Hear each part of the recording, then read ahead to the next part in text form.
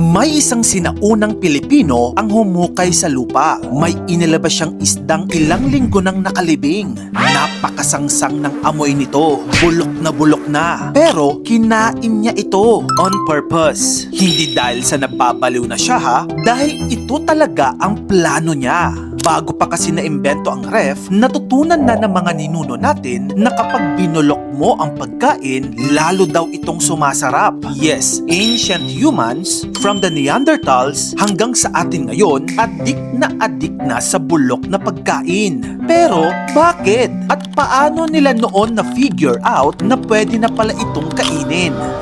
Una sa lahat, linawin muna natin. Hindi lahat ng bulok ay pare-pareho. May uncontrolled rot. Ito yung pagkain na napabayaan lang. Iniwan sa init, dinapuan ng langaw. Ito yung delikado. Pero may pagkabulok na tinatawag na controlled fermentation. Ito yung pagkain na sinadyang bulokin gamit ang tamang paraan. Dito pumapasok yung kimchi, yogurt, bagoong at buro. Pero paano nga ba nila na-discover na posible ito? Nung unang panahon kasi wala pang refrigerator. Kaya naman noong may sobrang pagkain sila noon, naisip nila paano ito tatagal. Doon pumasok ang invention ng tinatawag na fermentation. Na-figure out nila na kapag nilagyan mo ng asin, tinakpan, at hinayaan sa tamang kondisyon, may good bacteria na tumutulong mag-preserve ng pagkain. At dahil nga ginagawa nitong mas acidic, mas hirap tuloy itong terhan ng mga harmful na bacterias. Kaya ang fermentation, hindi lang pampasarap.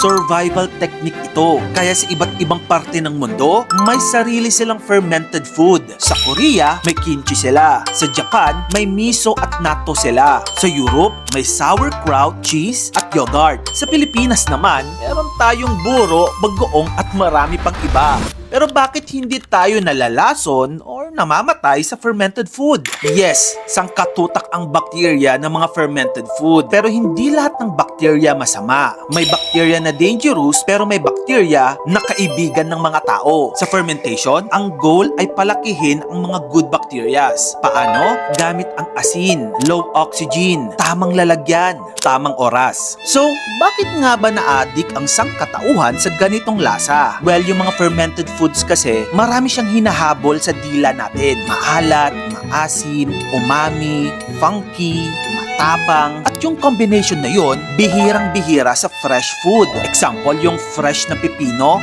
mild lang yung lasa niya. Yung fresh na hipon, masarap pero simple lang, walang lalim. Kahit nga sa steak, kapag dry-aged, mas malalim yung flavor. Kaya naman nagustuhan ito ng napakaraming tao. Pero ang tanong, may health benefits ba ito? Maraming fermented foods ang naglalaman ng beneficial microbes at compounds na talaga namang tumutulong sa ating mga bituka. Yung yogurt, kimchi, at yung iba pang traditional fermented foods, nagko-contain yan ng mga buhay na microorganisms. At gustong-gusto yan ng mga bituka natin. Sa Pilipinas nga may studies na yung burong isda ay merong lactic acid bacteria na may probiotic potential. Nakakatulong ito sa pagpapabuti ng kalusugan ng bituka, pagpapalakas ng resistensya at pagpapababa ng timbang. Kaya nga sa tanong na bakit hadik ang mga tao sa bulok na pagkain? Well, kasi hindi lang ito basta bulok. Ito ay controlled fermentation. Ito ay survival technique. Ito ay preservation. Ikaw, mahilig ka rin ba sa fermented foods? At kung oo, anong fermented food ito? Baka pwede mo namang i-share yan sa comment section. Kung gusto mo pa ng mga ganito pang klaseng content, dito lang yan sa channel ko kaya i-follow mo na ako. Maraming salamat sa panonood mga kamagkano.